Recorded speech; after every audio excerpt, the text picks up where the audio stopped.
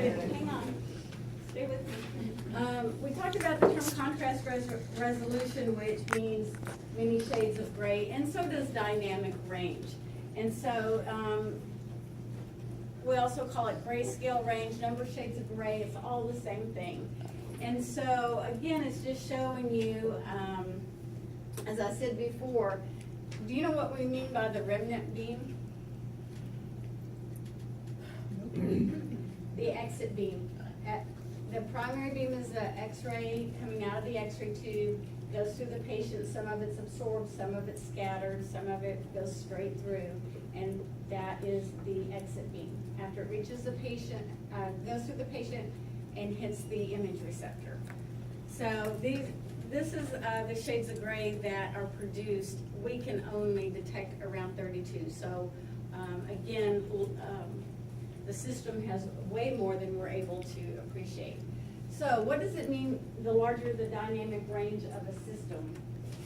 That means we get more shades of gray. What kind of contrast is that? Low. Low contrast. What kind of contrast resolution is that? I say better, but a better word would be Higher. Higher, very good. And then latitude. It also produces another word we sometimes use, although this tends to be more in terms of exposure factors, wide latitude. It gives us wide latitude.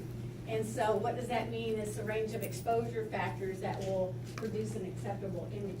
And is that not true? Is that not true? Can you not use about anything you want on a system and get an image? It may not. It may be a grainy image, or it may not have the best detail, but you get an image. And so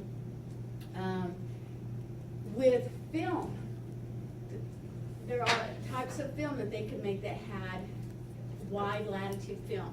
And that meant we loved that as radiographers using film screen system, because if we were off of our mass or our KB by a little bit, we were okay. We'd still get an image. It was forgiving. It had a wider margin of error.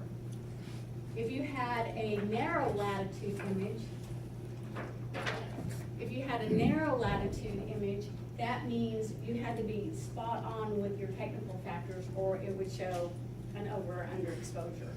So latitude refers to more of the exposure factor, in terms of exposure factors, whereas dynamic range is more about the system. And then the reverse is also true. So we talked about contrast resolution a little bit before, and that's the ability of the system to distinguish between similar tissues. So looking at the abdomen as an example, we've got the liver shadows, the kidney shadows, the psoas muscle shadows. Okay, so we want to be able, those tissues are similar in density on a retina, and we want to be able to differentiate those structures. So the more contrast resolution, the higher the contrast resolution, more shades of gray, and the better chance you have of appreciating those different subtle changes in shade. Okay?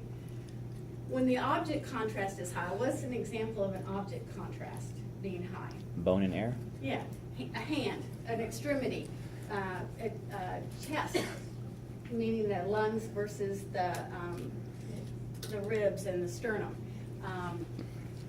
It says when object contrast is high, small objects can be imaged. When the object contrast is low, large objects are required for visualization. So when we have high object contrast, such as a hand or an extremity, for an example, then we're able to see small objects better. Some quality factors that are, a lot of them are the same and some are a little bit different. What word do you not see up here that we still have been using, and you will still continue to use, but it's not up here?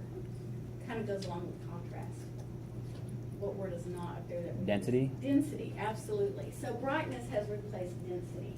So we're going to talk about each one of these. We've talked about resolution before. We've talked about distortion. We've talked about contrast. You know what noise is. So you know what EI is now. So again, just to review these quickly. So when we're talking about brightness, then we're talking about the light coming from the monitor.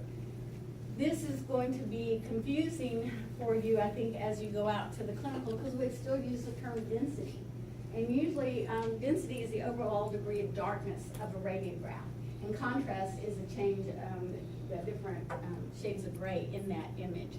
And so we tend to still use that term density. This is going to be a hard one to get rid of. But anyway, that's the word that has replaced it. Contrast is the same. The difference between the light and the dark areas on a radiograph. Let me tell you, we're going to talk about scatter, and that's that is the lab that we're going to do today, is showing you about scatter. These digital detectors are very sensitive to scatter. There was a time when I could take an x-ray of somebody, just to tell you, just to give you an example of how sensitive they are. Like if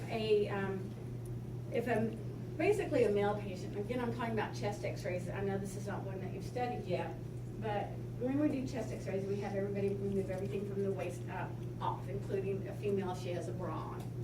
And so if I had a male patient that had a t-shirt on without application on it, without, a lot of wording on it, it was just a plain t-shirt, I would make sure they didn't have a necklace, and I would just x-ray them with the t-shirt on. No sense, it's just cotton, it's very easy to penetrate, and you didn't see it on a piece of film. You can't hardly do that with digital now. It will show everything. So any artifact that's on an image. So they're pretty sensitive. And so the scatter, who did the foot x-ray the other day? Who was I working with? And you saw the scatter.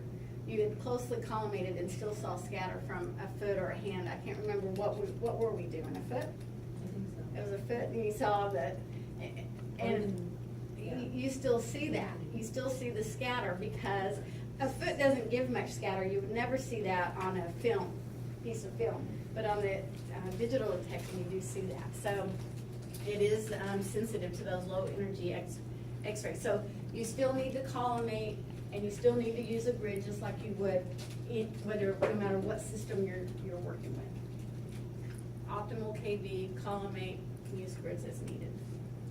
And then we talked about resolution before, sharpness or detail on a radiograph, and spatial resolution. So in film screen imaging, what determines spatial resolution?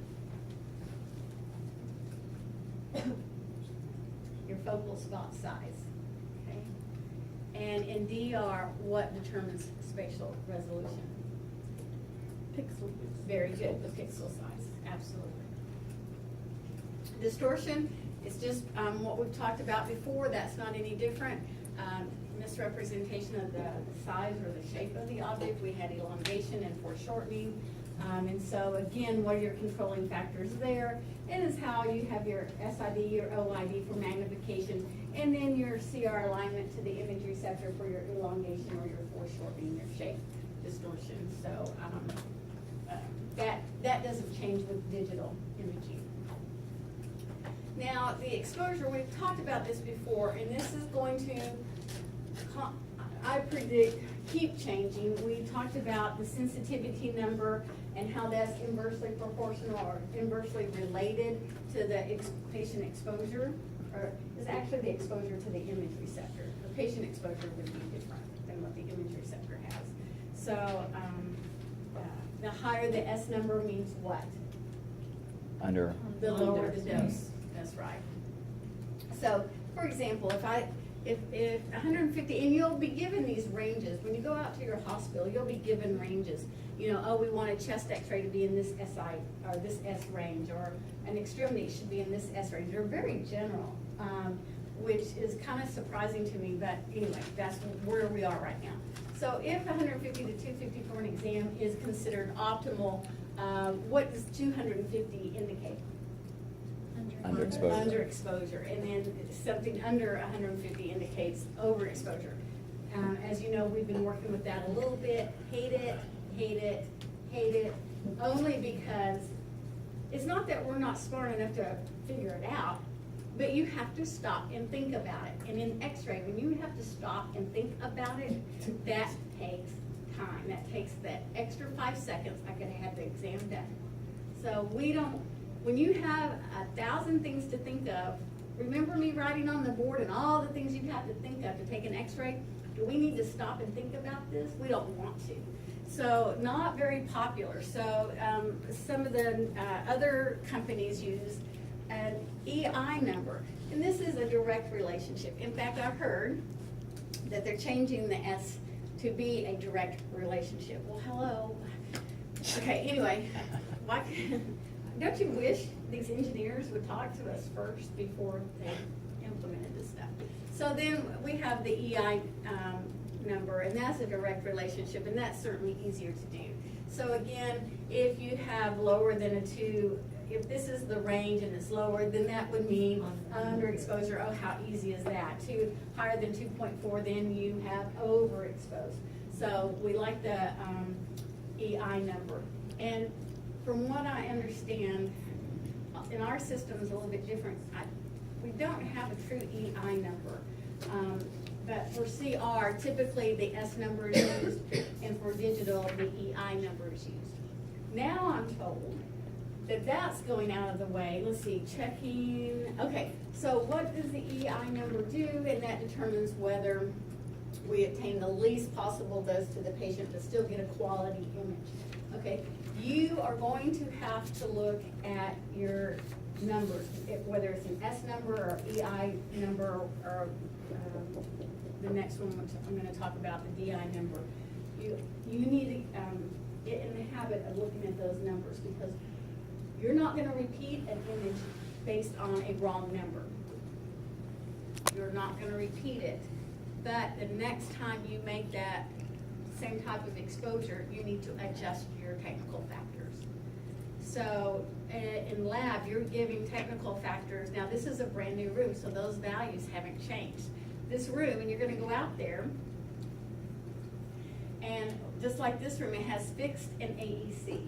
So GE has given us values to use, an MA and time and KV to use for any body part that we pick. They're not all on there, but close enough. And so,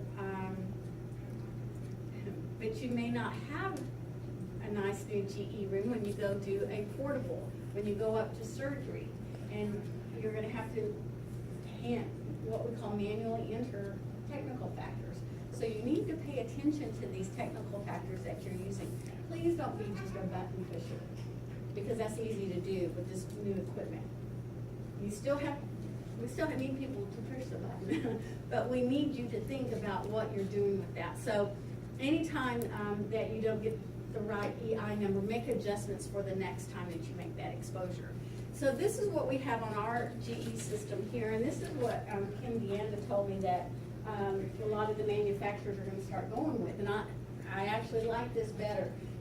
You do have numerical values associated with the DI, digital index, but you also have a visual.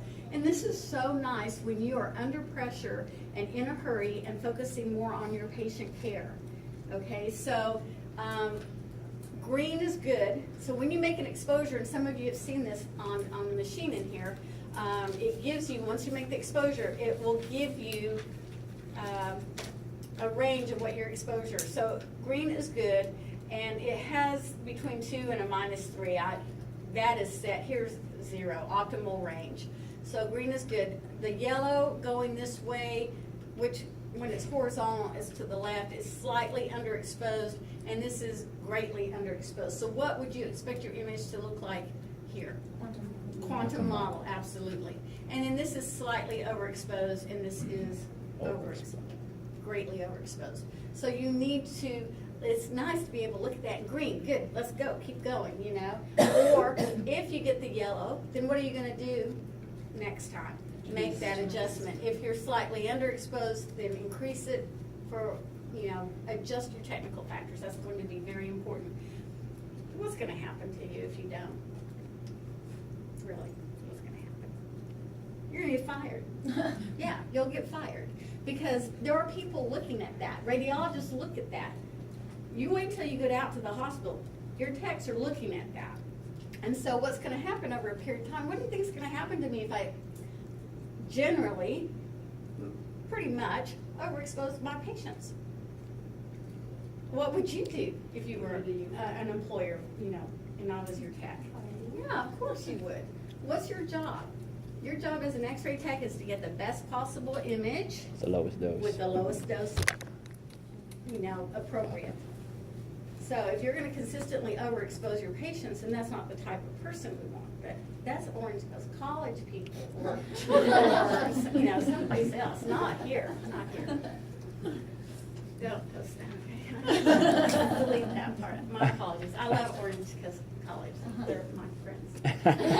I love you, okay. Okay, random disturbance, noise. Okay, we know what noise looks like. This is quantum model, and this is more what we want. The detail is there, as I've said before, but you can't see the detail. So you can have the best number of pixels possible and all of that sort of stuff, but not appreciate it because of maybe underexposure. So it's not always quantum model that's the issue, but that is a big part of it. So what we call the SNR, the signal to noise ratio. What was I looking at? Oh, headphones. I was looking at headphones and it had the SNR, and I knew what that was. So the number of X-ray photons that strike the detector is the mass, and that is considered the signal. And then the noise is what adversely affects it, which we do not like noise. We never liked noise, and we still don't. And so an example is not just low mass, but it can also be scatter. Scatter would create noise. And so, again, it limits our contrast resolution just like scatter does in our film screen. So, a high SNR is desirable. The higher the signal to noise ratio is. It's a ratio. So if the signal's a bigger number than the noise, that's a higher number. Okay, we want the signal to be the high number, this to be a low number. So the ratio should be a larger number. Okay, if you have a low SNR, you get a grainier modeled image. So a couple of things, what can you do to correct that? You can increase your mass if it's too low.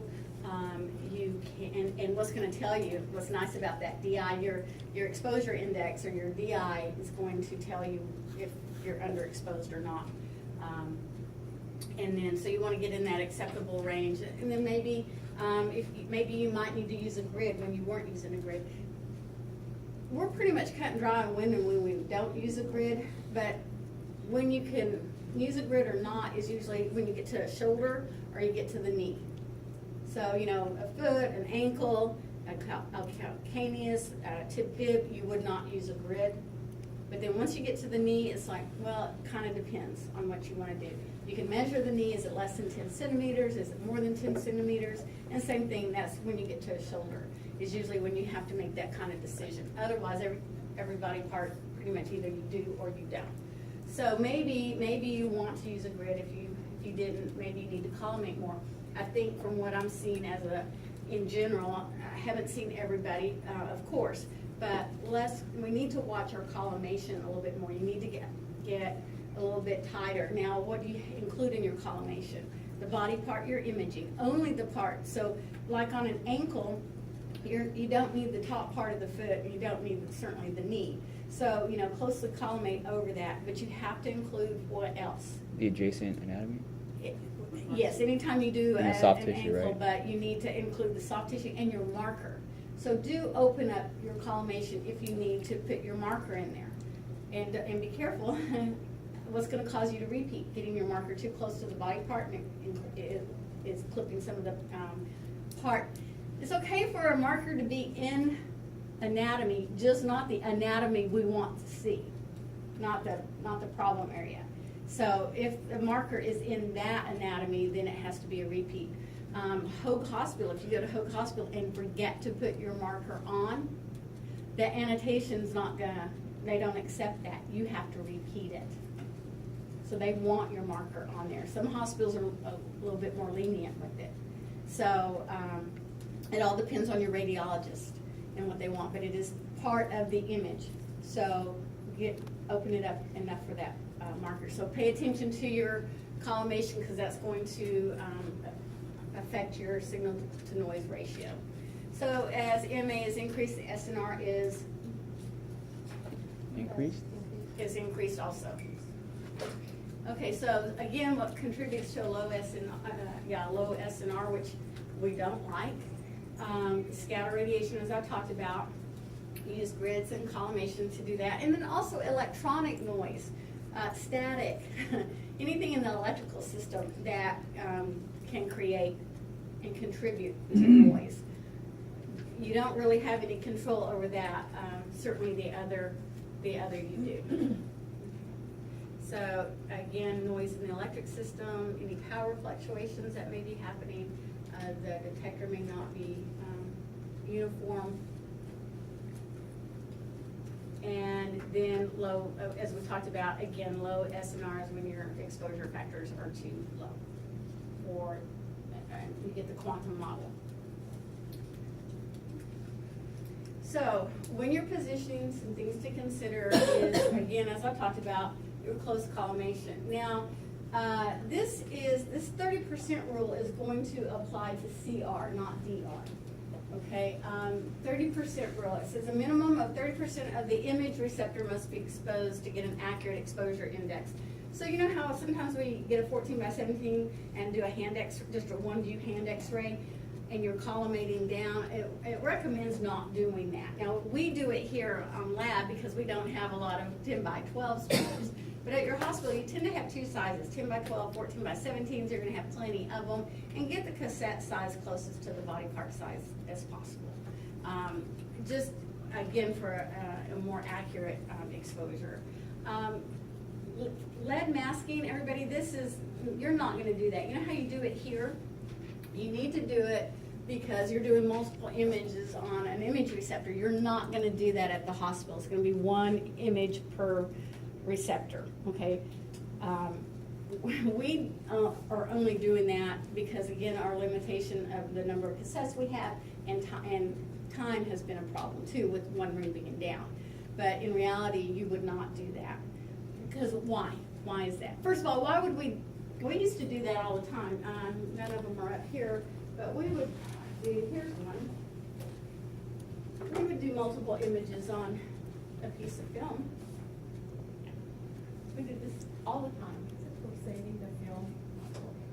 Right, yeah, this costs money, and so we could get 2 images on one and save money. Every time you process a 10x12 piece of film, you have to pay for the film, you pay for the chemicals to process it, and yeah, and that all costs money. And so now we don't do that anymore. You're not going to do that out in the hospital. Why not? EI number? Right, you won't get an accurate EI number. Because the computer's all algorithms. Well, right, and what's it going to do when you change the, Not gonna you know, work, you want yeah. this one darker? And so you change the density? What happens to this image? It changes too, so you can't individually change those. So a radiologist will go nuts with that. They will not like that at all. You think you don't like 5 seconds to have to determine an S value, an S number, if it's right or not? Radiologists don't want to mess with that. They want everything in front of them easy to look at and separated where they can control the density and contrast on that, or the brightness and contrast. So you won't have the lead masking. If you were to ever do multiple images on one, which you couldn't in DR, but you could on CR, then you would need the lead masking because, as we saw, it's so sensitive it'll pick up that scatter. Grids, you still need a grid. Have a grid or not, your 10 centimeter rule is still applicable.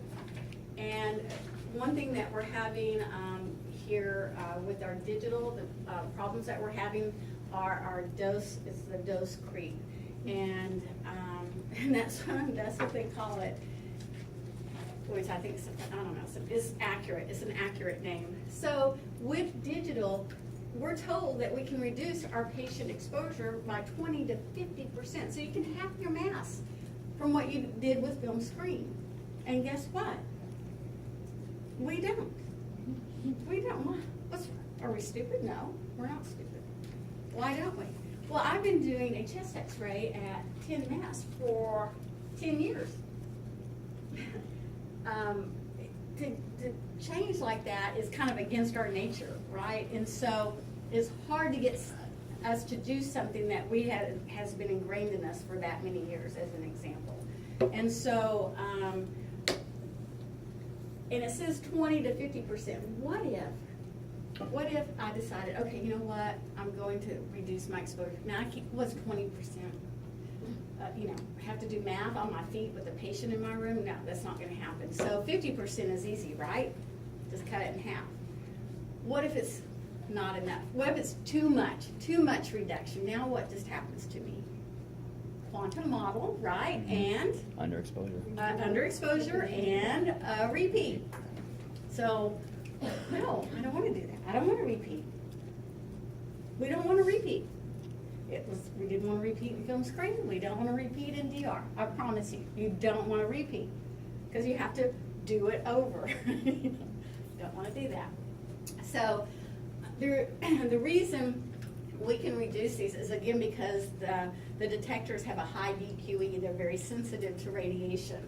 And so again, what is DQE? The ability to absorb that X-ray energy and do what we need it to do. Convert it to light, convert to electrons, whatever it may be, whatever our imaging system is. And so what are we doing? We can have a lower dose for our patients. So if we increase the DQE of a system, what happens to patient dose? It should decrease. It should. So you go to any conference, and you will, and after you graduate, you'll go to conferences, and there's always something about dose creep and techniques. We're fighting it so much because we haven't progressed in that area. We're still using optimum kV for the body part to give us the right contrast. And we don't need to do that anymore. We can go higher kV techniques and reduce patient exposure. I've been using 10 mass for a chest x-ray for all this time. It's hard to adjust to that. So it's just trying to get everybody on board. The other thing too is, like I said, you can be 500% off your proper exposure and still have a good image, but you can only be 80% underexposed and get quantum models. So which way do we tend to err if we don't know a technique? We tend to go up. So that's what's causing the issues when you think, well, why isn't everybody cutting their mass in half? It doesn't always work. 50% may be too much. And so that's just something you have to adjust on your feet during your exposures. You look at your index numbers and make those determinations yourself. Just a way you can do. And I blame either the radiologist or the program directors,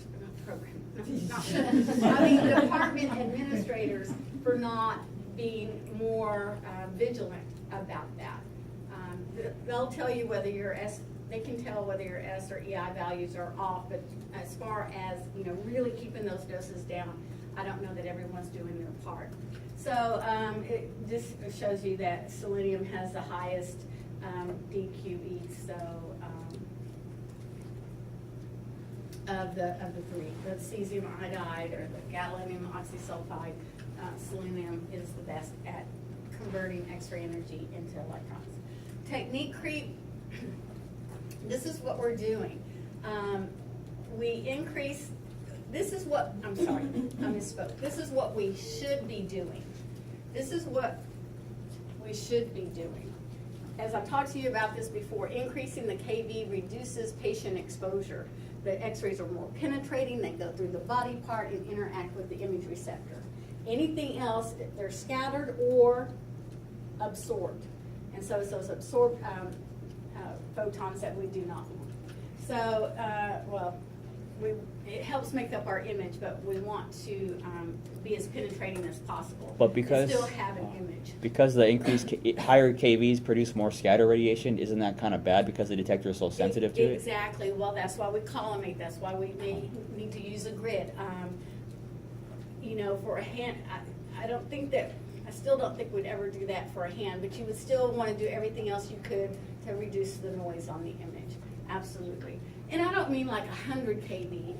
For a hand, for me, it's always been, 50 kV for a hand. Now it's That's like what 60. I've grown up with. And now they're saying 60. So I'm not talking about going up to 100 kV for every body part. But in that range that you have, your book's been giving you a range, haven't they? 60 kV plus or minus 5. Mhm. We'll go to the higher range of that, yeah, you know, as opposed to staying at the lower range, for example. So that's what I mean by the increase in kV.